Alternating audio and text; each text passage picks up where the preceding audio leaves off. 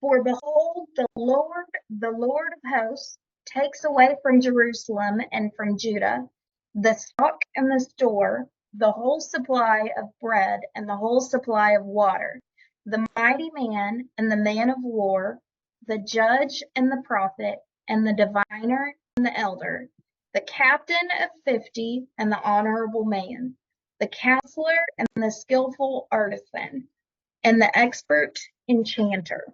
I will give children to be their princes, and babes shall rule over them. The people will be oppressed, every one by another, and every one by his neighbor. The child will be insolent toward the elder, and the base toward the honorable. When a man takes hold of his brother in the house of his father, saying, You have clothing, you be our ruler, and let these ruins be under your power. In that day, he will protest, saying, I cannot cure your ills, for in my house is neither food nor clothing. Do not make me a ruler of the people. For Jerusalem stumbled, and Judah is fallen, because their tongue and their doings are against the Lord, to provoke the eyes of his glory. The look on their countenance witnesses against them, and they declare their sin as Sodom. They do not hide it. Woe to their soul, for they have brought evil upon themselves. Say to the righteous that it shall be well with them, for they shall eat the fruit of their doings. Woe to the wicked, it shall be ill with them, for the reward of his hands shall be given him. As for my people, children are their oppressors, and women rule over them. O my people, those who lead you cause you to err, and destroy the way of your paths. The Lord stands up to plead, and stands to judge the people. The Lord will enter into judgment with the elders of his people and his princes. For you have eaten of the vineyard, the plunder of the poor is in your houses. What do you mean by crushing my people and grinding the faces of the poor? Says the Lord of hosts. Moreover, the Lord says, because the daughters of Zion are haughty, and walk with outstretched necks and wanton eyes, walking and mincing as they go, making a jingling with their feet. Therefore the Lord will strike them with a scab, the crown of the head of the daughters of Zion, and the Lord will uncover their secret parts. In that day the Lord will take away the finery, the jingling anklets, the scarves and the crescents, the pendants, the bracelets, and the veils, the headdresses, the leg ornaments and the headbands, the perfume boxes, the charms, and the rings, the nose jewels, the festal apparel, and the mantles, the outer garments, the purses and the mirrors, the fine linen, the turbans and the robes. And so it shall be. Instead of a sweet smell, there will be a stench. Instead of a sash, a rope. Instead of well-set hair, baldness. Instead of a rich robe, a girding of sackcloth. And branding instead of beauty. Your men shall fall by the sword, and your mighty in the war. Her gates shall lament and mourn, and being desolate shall sit on the ground. All right. I did have one thing, because I read all the way up to like Isaiah 5 or 6 or something. So one thing where man went in the 1400s and put in chapters, or 1600s and put in chapters. This actually kind of cuts it off before it finishes the concept, right? Yeah, because this all still seems to be carrying through from yesterday and the day before. Right, it all kind of does. So they say up until you're in Isaiah 20 or maybe 40, it's kind of doom and gloom, and then you get to the really cool, interesting stuff. But I asked ChatGPT a lot of questions, and that same thing on a summary in less than 50 words, one paragraph. Isaiah 3 describes the downfall of Jerusalem and Judah, or Israel combined, due to their sins. God removes their leaders, resulting in chaos and oppression. The people's arrogance and wickedness lead to their suffering, and women's vanity is condemned. The chapter ends with the city's ruin and the leaders' disgrace. So this is part of the doom and gloom. Hey, you screwed up, right? Although the point where it talks about the women, thought that was quite interesting because it's not talking about men, it's talking about women. So put on your hat, 1,000 years before Jesus came, what was the role of the woman? If they got their jewelry and their clothing, whatever, times were really good, you know. Cook your food, sweep your dirt floor, however that's possible. But That's always gotten me, but yeah. everything's all groovy and gravy, right? But you're about to have a time because you can't get your stuff in order. You're about to have a time that you're about to be slapped around pretty hard. All your fancy stuff that you live for is about to be taken away. So Well, the first thing I noticed is that haughty was actually a biblical term, although I don't think it's the same. that's haughty, not hot, not hot tea. Oh, okay. So I'm gonna start saying that at the bar from now on. It's like, man, you're a hottie. Oh, thank you. No, it means you're self-absorbed and vain, and I can't stand you. Add that evidence by your quick reception of my compliment. Another thing on here too. Y'all are 30, so you're old enough to recognize this. But I will give boys to be their princes, and babes shall rule over them. That's like having a teenager run the house. Yeah, I was thinking, so in my physical Bible, it has a present tense, takes away from Jerusalem and Judah.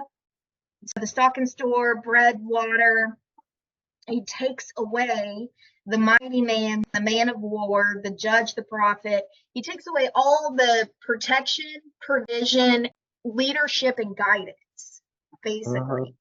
Yeah. And then turns around and says, I will give children to be their princes. When I see that, I think of like children are very active and energetic, but they're not very smart and wise. And then because they are not smart or wise, then the people will be oppressed, one by another and everyone by his neighbor. I'm wondering if he means children literally or children figuratively, i.e., just people who act like children, immature people. That's what I took it as. That's what I did too. But just people who just don't. I was just saying, when I think of children in the context of he's taking all the leaders and defenders and wise people away, and then if you're going to put children in, like Kamala Harris would qualify as a child. She's not very wise. She's not very witted. She's not intelligent. She's not a child. But that's what I. As the whole time I was reading this chapter, I was getting sweaty as shit. I was, oh, getting extremely uncomfortable. But another thing too is that the Bible it's describing a lot of men in positions that take years of practice, wisdom, and coaching to do, like the artisans and the other things, the captains of the guard. I can't remember the exact phraseology off the top of my head. I'm a little tired, but a lot of things in which responsibility is entrusted through years of training and guidance, and they are entrusted with responsibility based on the merit. And to put the leadership in the hands of figurative children means to completely forsake, experience and all the things that take time and effort to make a man truly a great member of society. So even if it is literal children versus figurative children, the idea is the same. You're forsaking everything that makes people great to society, and eventually it's going to fall. Your stores are going to go away, and that's indicative of people living in the now. So like in ancient times, they would store grain and stuff for times of siege, famine, and disaster. So for those things to go away means a lack of leadership, and also people who lack foresight to prepare, or people who are just generally unwise. And that's the thing that stood out to me most in the first third of the chapter.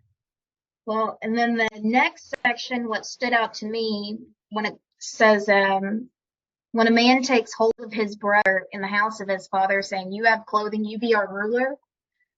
What stuck out in my mind, and correct me if I'm wrong, is, you see someone who you think has it all together, and instead of them taking responsibility for where they're at, they're kind of pushing out on someone else, being like, "You appear to have more than we do. Here's the responsibility. Fix it. It's yours." And I was like, I can't fix it. I'm not responsible for, this, and it's my job to fix it. That's how I kind of saw 6, 7, verses 6 and 7. It was like, "Do not make me a ruler of the people." Did y'all get that as well? Saying the one who has their cloak on, but they turn around and say, my house is just as empty in terms of stores. I agree with you. Someone who looks like they've got it together. So, hey, are you being charged? Like, no, I'm just as destitute as you are. Either Right. that, or the idea that the saying that you grab someone out of their father's house who wears a cloak. I thought that might actually imply that one person, just due to their lineage i.e. being the firstborn or whatever, would have a certain level of responsibility. But Here, I I've wasn't got sure the if I other was one now because I'm reading it. okay. In that day, he will protest, saying, "I cannot cure your ills. I cannot solve your problems. Right? I can't help you. For in my house, I don't have food or clothing. I don't have supplies. I can't help you either because I'm destitute too. Don't make me be in charge. I'm a peon." Right? Mm-hmm. Huh. But then we had in verse 8, we had a tense change, Yep. which really messed with me. So, "For Jerusalem stumbled," which Past is tense. past tense, Mhm. and "Judah is fallen," which is current or present tense. Or I always take that has fallen rather than is fallen. Has passed. Well, That's has is past past, tense. is present. So So when Jerusalem it's saying that stumbled, Judah but is Judah. sorry. Well, so when I read this just from an English perspective, Jerusalem has stumbled. So Jerusalem messed up. Judah is fallen, currently is no more. But the Mhm. previous is Jerusalem messed up. But it doesn't say that Jerusalem fell or was decimated or anything like that. Well, even on that, it says Jerusalem stumbled and Judah is or has fallen. That's something important too. One is like, to me, a stumble is temporary, Mm-hmm. but Judah is fallen is that's semi-permanent Yeah. Mm. because of their tongue, because of the crap they said, because of what they did, are against the Lord. They declared their sin as Sodom, and they don't hide it. They openly do. They openly mock God, like Paris opening Olympics, right? Mm-hmm. Uh, Woe to their soul, for they have brought evil upon themselves. Then they say to the righteous, "Yeah, you'll be fine." Uh, and but then watch out, wicked people. It won't be fine. The reward of your hands. And then it on verse 12. As for my people, I include that as us today too.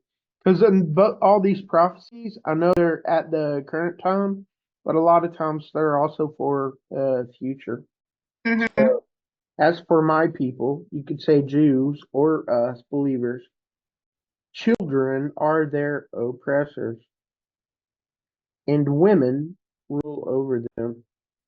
O Hmm. my people, those who lead you cause you to err, destroy the way of your path. And then God steps in there, and the Lord stands up to plead or contend and stands to judge the people. The Lord will enter future into judgment with the elders of his people and his princes. For you have eaten up, burned, consumed the vineyard, your goodness, all your blessings from the Lord. The plunder of the poor is in your houses. So you stole stuff from the poor. And then God says, what do you mean by crushing my people, grinding the faces of the poor? Because the daughters of Zion are haughty, haughties, Never be able to read that the same haughty. way again. I won't either. Now, when I have a quick question, when it says the daughters of Zion, is it talking about the female population, or is it talking about the other cities in Judah? It's a people. I know that. Not a city. It's a people. In Okay. my interpret when I read it, it's a people. All right. So like women, literally.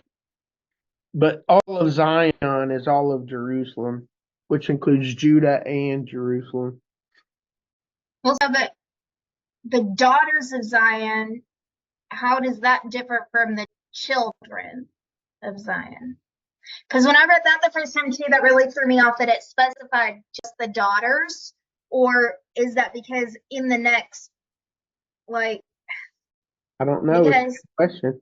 in all of this, like the next part very obviously does seem to speak of women specifically, but it can't just be the women who are pompous and arrogant who have things taken out. So when I read this, it it seemed very it stuck out to me that women specifically were called out, and usually when women are called out, there's another section that men are called out also. If not, it's just the people or the children.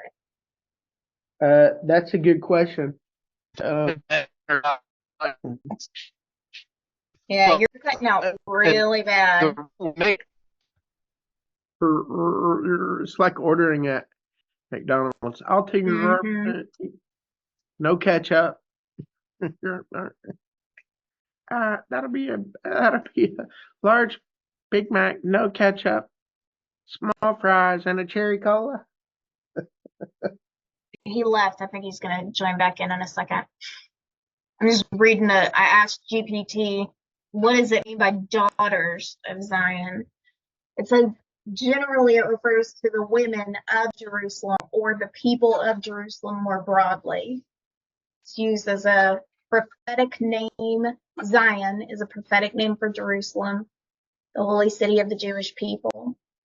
In this context, daughters is a metaphorical way of speaking about the inhabitants, but more specifically, the women of the city. The broader context of Isaiah 3 includes a warning of impending judgment on the consequences of such behavior such as vanity, pride, and is viewed as indicative of moral and spiritual decay. hello. You're Hello. back.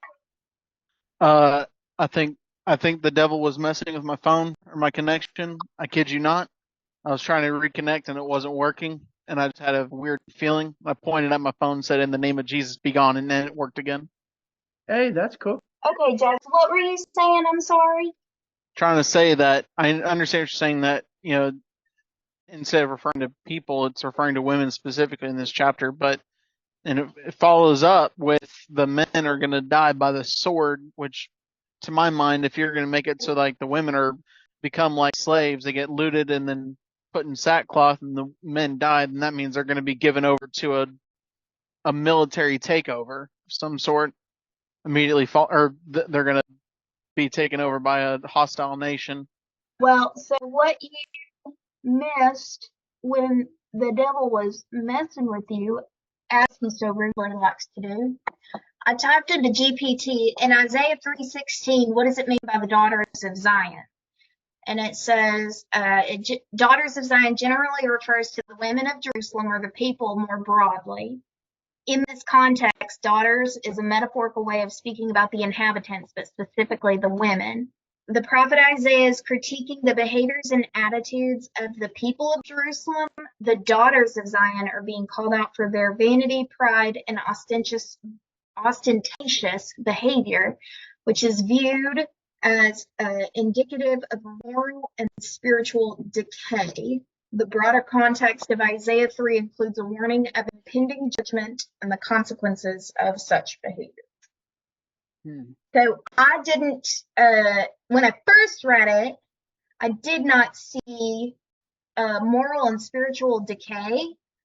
But now that it says that, I do, because in the home, when, especially in Jewish culture, when kids are young, their fathers are at work, the general upbringing and instilling of morals and like right and wrong is done by the mother. So if the woman is slacking, then the children kind of run amok. Well, by the time they get too big to listen and care, that's how you get a whole society of ignorant lip service people that just, they go to feasts and stuff like in the previous chapters because, that's what they're supposed to do, but they don't have the heart behind it. Mm-hmm. When you read the three chapters together, it kind of tells like a story of becoming infected, the development of the disease, and the ultimate outcome. Like stage 1, stage 2, stage 3, stage 4, cultural decay. Yeah. Yep, I see that. So I wonder, because this is obviously prophecy, and every generation is like, ugh, this generation is the worst that's ever existed, right? Like we look back to the moral norms 100 years ago, like I could never wear shorts or short sleeve shirts. And that would be that wearing that in public would be a sign that I am immoral and vain and belong in a red light district. So I wonder how bad it has to get for it to be to this point.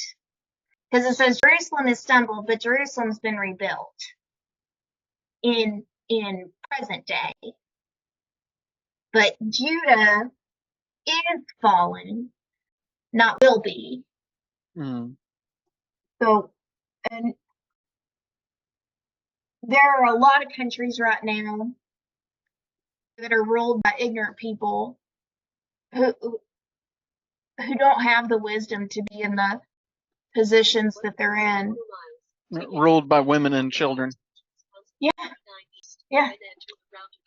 And I think it's so ironic that, especially in the West, like these things that it's describing as preceded the downfall of Jerusalem is immediately preceded by the not necessarily rejection, but the slowly spreaded apathy of God. Yeah. It's not a matter of the whole people just all of a sudden just anymore. It's over the course of multiple years and generations, the decay, the paying lip service to tradition, and the absolvance of responsibility for maintaining a good society as God instructed us to do. Mm-hmm. So I know Tim Pool talks often about that. I can't remember the name of the philosopher, but the idea of the fourth generational turning, or the fourth turning generational theory. Mm-hmm. I'm not saying that America is Jerusalem, but I am saying that history rhymes. Yeah, I was just about to say that history rhymes.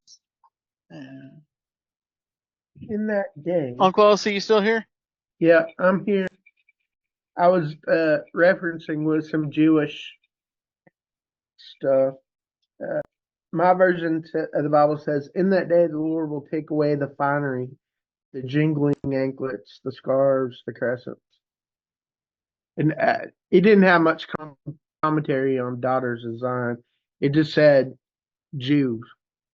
Uh, but in that day, but in this translation, a Jewish translation, it says, "In that day, my sovereign," with a capital S, not the Lord, which that means the Holy One, uh, Which the Messiah, will take away their finery.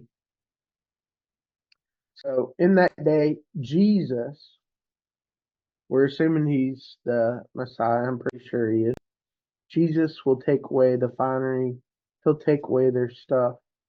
The fine linen. It doesn't add much before that though. My sovereign will bear the pates. I don't know what that means. Of the daughters of Zion. the what? God What? will Spell the word. uncover their heads. Spell It's the word. a Jewish translation. Hmm. My sovereign. My Hebrew's no, non-existent. So Pates, Pates. yeah. Google says that's usually translated as crown or crown of the head. Okay, so that's what it is. In that day, in my translation, it says the crown of the head of the daughters of Zion. And the In Lord mine, it was saying scalp or something like that. scalp. Scalp. Yeah, in this Q Bible, starting at verse 317, it says, "Therefore Yahweh will smite with a scab the crown of the head of the daughters of Zion, and Yahweh will discover their secret part." So there's a part in here in the Jewish culture that we're completely missing, not being Jews. Uh, Right, like I know when you get with the Hasidic Jews, the women will actually cut their hair short and then wear wigs to cover their head. right. So in the Jewish culture, your head, your hair is very important for Jewish women. Maybe that's why, even though the daughters of Zion is all Jews, but there's some cultural aspect there that makes it more important that they use daughters in that case rather than men. I really don't take that to be women per se. All right. Mm. And then on some of the commentary, will take away basically all vanity. Everybody's gonna have all their great stuff taken away. Um, and then we'll see what's left, right? Which even he talked about before. I'll take away the dross from the silver, or remelt your silver, and you have dross.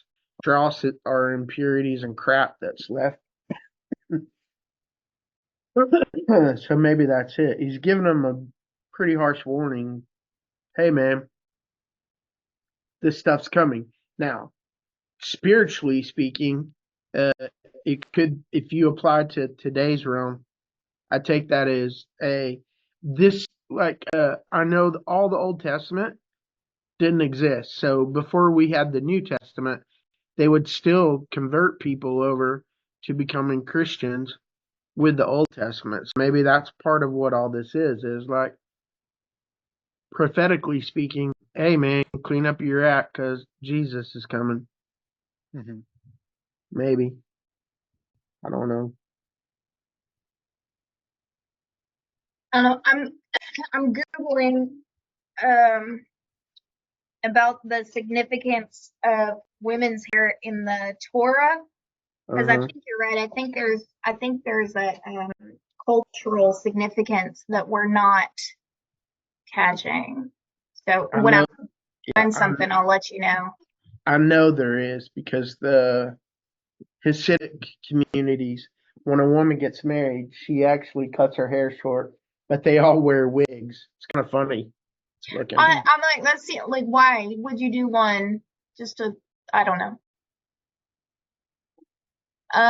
Okay, so this is a response on Quora. It says, my sister-in-law and mother-in-law are both Orthodox and they cover their hair. They believe that natural hair incites sexual feelings in men, but wigs do not. In the case of human hair, the wig hair is dead, so it cannot incite feelings.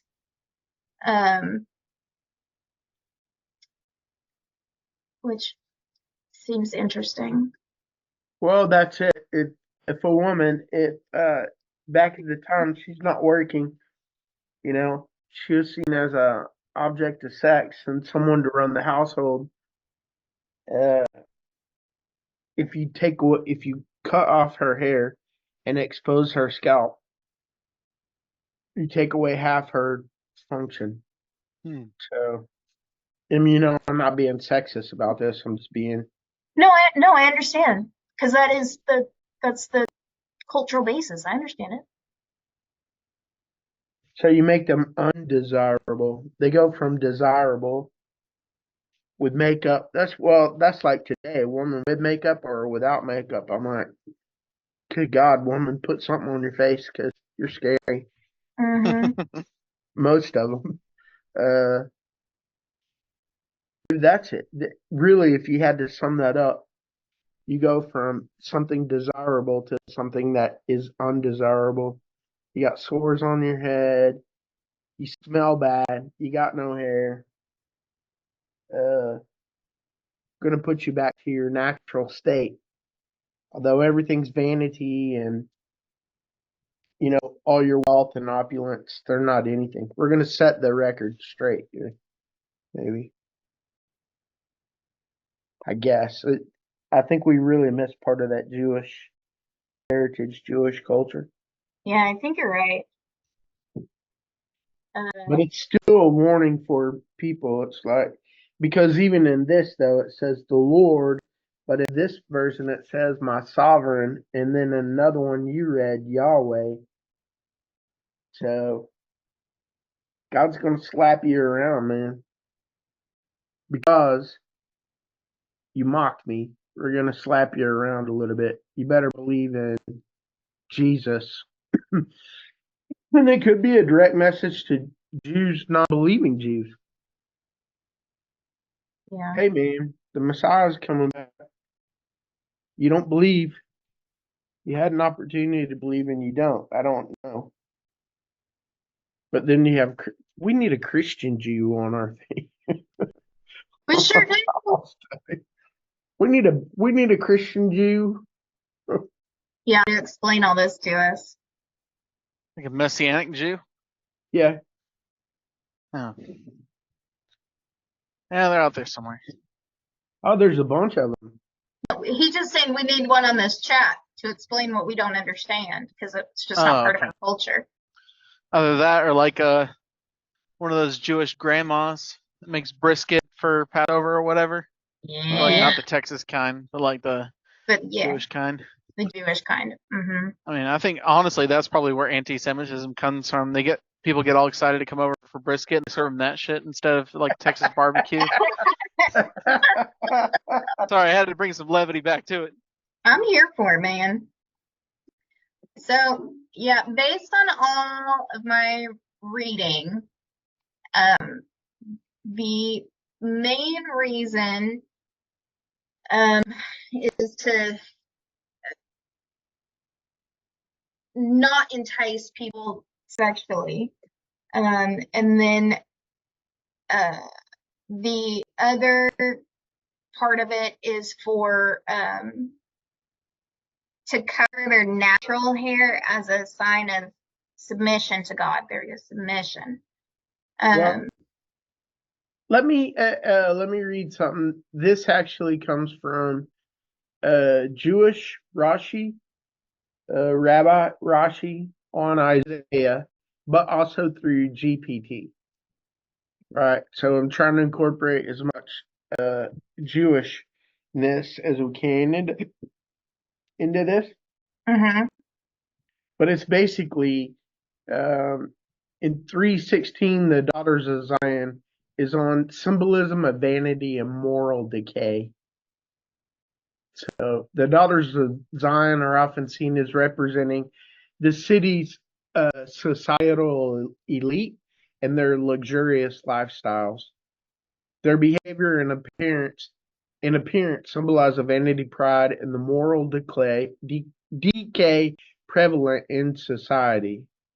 By highlighting their actions, Isaiah draws attention to the superficiality and the ethical decline of the entire community. Societal corruption. It needs to be So, addressed and corrected. so when it says, in the day of the Lord will take away the finery, and then further down, the headdresses, the headbands, and further on, festival apparel, mantles, which typically go on the head, and then striking at the crown of the head. Well, maybe so, because I'll uncover your secret parts, because even everything that I read on here is like only Jewish, modern stuff. Hey, we need to get ready to go, babe. But they're saying that even Jewish kids aren't supposed to see their mom's hair, just the husband. So, like, not even family, which makes it a little different from Islam. Huh. And then, yeah, this one in here, gender roles and expectations. Basically, the sages often interpret the mention of women as a broader commentary on the responsibilities of all members of society, regardless of gender, to uphold ethical standards and virtues. So I guess it kind of gives credence to that idea that you can tell the level of decay of society by how badly the men act women, or let the women act up. In my West Texas, suppress that woman, suppress that bitch. Yep. yeah, America's fucked. So we've been fucking up for years. Holy shit! Like we should Yeah, have but been pumping the brakes since Madonna was a thing. well, this fourth wave feminism is really what's going to seal the deal, if I'm being honest. Yeah, let's just get rid of femininity altogether. There are no women. Hey, I identify as a woman. I'm a lesbian. I also identify as a woman when the men's room is full and I really got to go. Anyway, at the end, it's like, hey, you've literally mocked me. And they declare their sin. This is back from 3:9. They declare their sin as Sodom. They do not hide it. Woe to Now their is soul, for they brought evil upon themselves. So they're mocking them, even with their opulence and moral degradation. They don't even hide it anymore. I'm a flaming queer. Look at me. Woo! please remind me if I'm wrong, but Sodom is the city where Lot and his daughters lived, right? Yeah. Yes. So if y'all remember from Lot, they had roaming bands, rape gangs, like Correct. whole groups of men just walking around looking for other dudes to gangbang. And so when Correct. Lot had those angels come down to him, whole bunch of dudes, hey, let us get with your new boy. You got to guess. Mm-hmm. Now, America has fallen, And they didn't but hide. we have not fallen They to the didn't point hide. of. Yeah, no, they weren't hiding it. America has not fallen to the point of rape. No, Not yet. but we have the gay pride parades and the sexual degradation that's I, normalizing. We're yeah, sterilizing children because they feel they were born in the wrong body, which has been pushed on by other lunatics. So Well, we're ruled by children in that sense. Like a child uh-huh. tells us, oh, they feel this, they feel that. We just play along with it. Well, the children rule us in that sense. yeah, hmm yeah. So And in on that, degradation of society, I got one even better for you. I oh, was of at a course you bar do. somewhere, I don't remember where it was, somewhere in Europe. And I watched this guy go up to a girl and she shoots him down. He goes to the girl next to her. She shoots him down. Goes to the third girl next to him. She shoots him down. And then looks at a boy next to her and he shot him down. And sure as shit, he comes to me. I'm like, yeah, dude, I'm not getting, no. um, it was like he was indiscriminately wanting I was sex waiting for the punchline on that one. whoever It was was set up like a there. joke, but it's so A bizarre. warm body, and this is a true story. I'm like, wow, wow, Yeah, wow. and that's actually I didn't realize this until the past couple of years when I expanded my social circle, but it's very common, apparently, but maybe it was just in that circle, I don't know, to be non-discriminate. And it wasn't everybody, but it was like, yeah, you know, dude one day, chick the other, different one every couple days, whatever, no big deal. And then there was like a whole group of people that was like, yeah, no big deal. And I'm like, what? What? What And it I'm really, seeing, go sorry, ahead. No, no, go what ahead. I'm, I was just saying it what hurt my I'm, head. what I'm seeing a lot is that people who are sexually frustrated will often open up avenues into homosexuality or do really weird shit like furries and femboys and being pretty fucking open about this shit now. But it kind of led me to a realization that homosexuality and all this other crap, it's not normalness gone wrong. It's not like a simply an askewed normalcy. It's a further progression of sexual degeneracy. Yeah, I think it's a symptom of something additional. Right. So I don't think of uh, and that's not all cases. But I mean, a lot of what we're seeing nowadays, and like Uncle Elsie described, and like a lot of people say, yeah, I just took the gay pill, couldn't get any woman to have sex with me, so I just switched to men. It's, it's like, whoa, whoa, whoa, whoa, whoa. Yeah, Yeah. what, it's just a further progression of degeneracy, like literally hmm just falling apart of any kind of moral standard. hmm But even in okay, so where as a general standard, where does our moral standard or our moral compass come from? Are you asking? It's Are you kind of asking me? Or, it's kind of a rhetorical question to everybody. I know what my answer is, but as a general standard, where do people's moral compass tend to stem from? Their mother, their parents, their Yeah, family, and it then typically society. comes from religion. And so even people that aren't like, I've seen a lot of like man on the street interviews and stuff, and they'll go to like a group of atheists or a group of agnostic or whatever, and they ask them a question, like, it typically revolves around the abortion debate, but they're like, yeah, abortion is good. Okay, well, what makes it good? And it's like, well, it's good for the mother or whatever.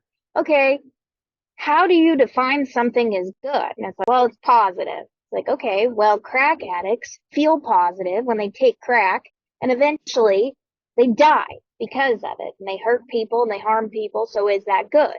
Well, no. So how can you say that something is good? Where do you get that idea of good from? And they're like, oh, well, my parents taught me. Okay, well, where did your parents get that from? Is it mm-hmm. good to steal things if it puts food in your belly? No, because stealing is wrong.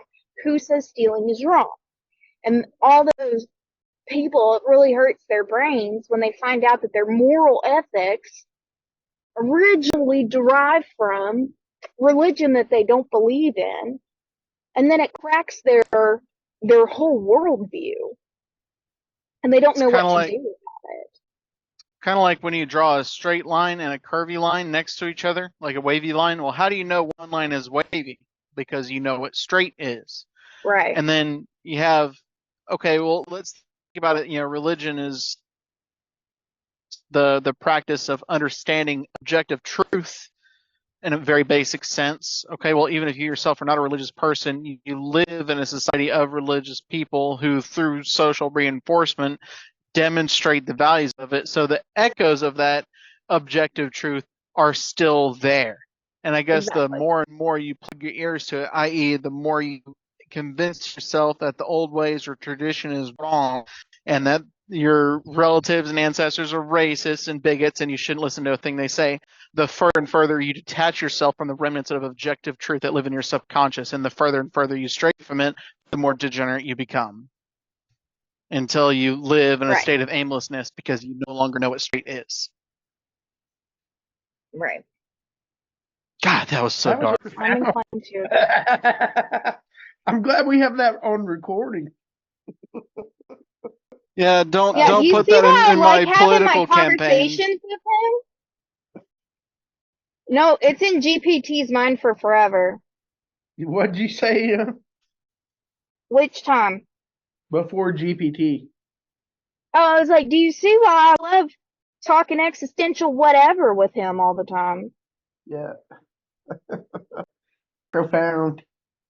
I'm just Very gonna start profound. just drinking beer and talking to Chat GPT and just saying base things all day long to just one step at a time shift the algorithm to save society. Yeah. Yes, do it. Do it.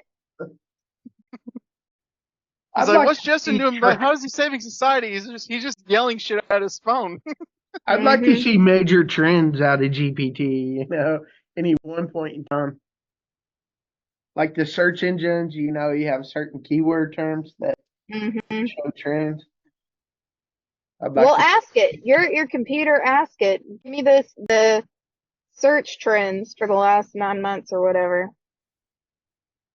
Yeah, for the most part, we're done. This is still right now. All I'm getting out of this is doom and gloom. I know the cool stuff comes later, but I think this is going to put in our heads some pretty good foundation of the gist of every chapter. Chapter 1, doom and gloom. Chapter 2, doom and gloom. Chapter 3, doom and gloom. Warning, clean up your act. Warning, clean up your act. Danger, Will Robinson. Get God. Mm-hmm. Get out of my head. Yourself. Can't stand you sometimes. All right. Well, great talk today, Daddy. If you could isolate that last little tidbit from Bubba Jess and just put that in the chat, that'd be pretty cool. So I could read over it and ruminate and just remember how intellectually incapable I am compared to my family. Okay. I asked GPT and it had to go look at the web to get those most trends. We got content creation and marketing, customer support and automation, language translation and learning. That for sure. Educational assistance, and then health and medical advice. That seems scary. Yeah. All right, man. Y'all have a great day. I'll talk to y'all later. All Have a good right, day. love Talk to you. y'all Be eventually. careful, Bubba Jess. I'll Love slap his y'all. leg. All right, love you. All right. Yeah. Love you Bye. too. See you later.